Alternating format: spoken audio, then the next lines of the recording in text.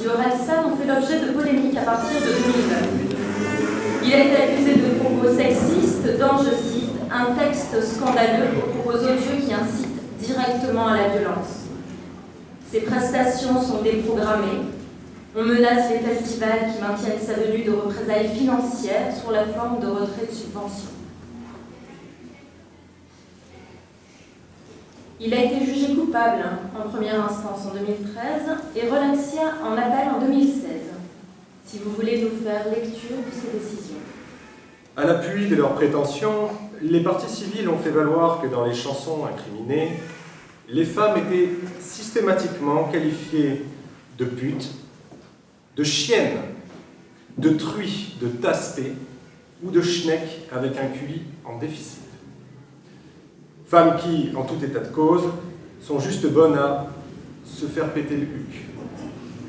Autant d'expressions outrageantes, dégradantes et méprisantes, constitutives d'injures publiques à raison du sexe. Elles ont observé que ces qualificatifs étaient attribués aux femmes en général, sans exception, de manière répétée et sans relation avec une scène fictive ou imaginaire, permettant aux spectateurs d'opérer une nécessaire distanciation entre les propos tenus par Orelsan et la vie réelle. Bien au contraire, selon les partis civils, les chansons d'Orelsan auraient un caractère autobiographique, empêchant toute prise de distance entre l'auteur Orelsan et son personnage. Elle cite à titre d'exemple, à cet égard, la phrase extraite de la chanson « Étoiles invisibles ». Ouvrez les guillemets, « C'est pas en insultant les meufs dans mes refrains que je deviendrai quelqu'un, mais j'aime bien. » Fermez les guillemets. Les associations parties civiles ont rappelé en outre que le caractère éventuellement artistique d'une œuvre ne constituait pas pour autant une immunité à l'égard des délits de presse. Elles ont dénoncé par ailleurs le caractère incitatif à la haine, à la violence et à la discrimination des propos tenus par le chanteur. Elles ont ainsi soutenu que la conception de la femme véhiculée par les chansons d'Orelsan pouvait provoquer certains hommes, et particulièrement les plus jeunes, à un comportement mêlant haine, violence et discrimination à l'égard des femmes. Orelsan a soutenu que toutes ces chansons s'inscrivaient dans le cadre d'une œuvre de l'esprit, avec des histoires et des personnages imaginaires totalement distincts de sa personne et de ses convictions personnelles. Il a donc revendiqué la liberté de création et d'expression artistique, expliquant que le personnage tenant les propos incriminés était, comme le titre de l'album le rappelait, perdu d'avance, compte tenu de la noirceur de ses idées et de la violence de ses sentiments.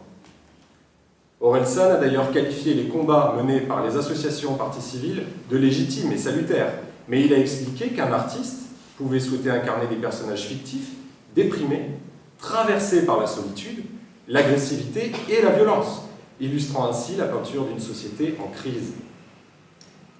Motif de la décision. Sur le fond, sur la culpabilité.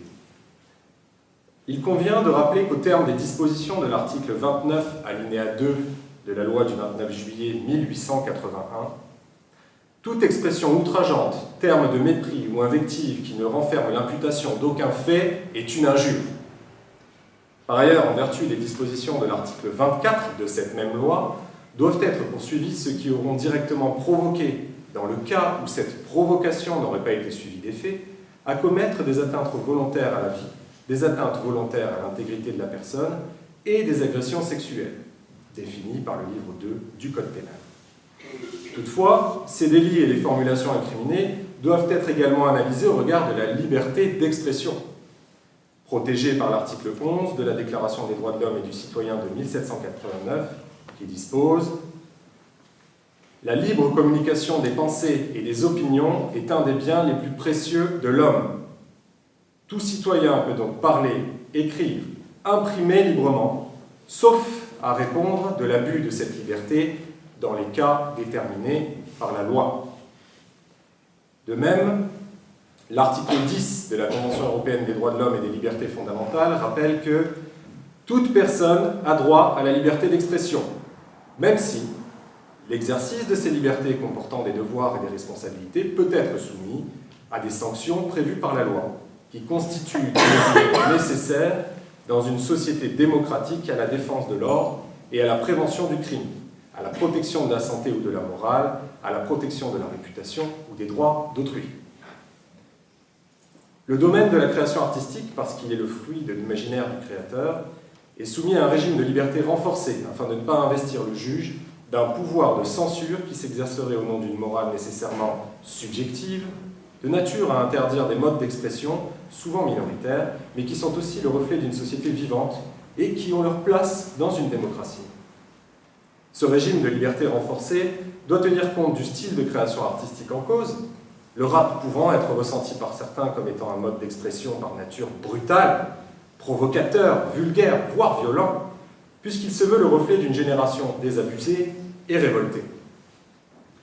Dès lors, il appartient à la Cour de rechercher si, au-delà des expressions incriminées, formulées dans le style par définition agressif du rap, l'auteur a voulu d'une part injurier les femmes à raison de leur sexe, et d'autre part provoquer à la violence, à la haine ou à la discrimination à leur égard, ou si ces chansons expriment, dans le style musical qui lui est propre, le malaise d'une partie de sa génération. Or, la lecture attentive de l'intégralité de ces textes fait apparaître des personnages que le tribunal a justement qualifiés d'anti-héros, fragiles, désabusés, en situation d'échec. Et Orelsan dépeint, sans doute à partir de ses propres tourments et errements, une jeunesse désenchantée, incomprise des adultes, en proie au mal-être, à l'angoisse d'un avenir incertain, aux frustrations, à la solitude sociale, sentimentale et sexuelle. La chanson « Perdue d'avance » illustre parfaitement cette désillusion et cette autodérision.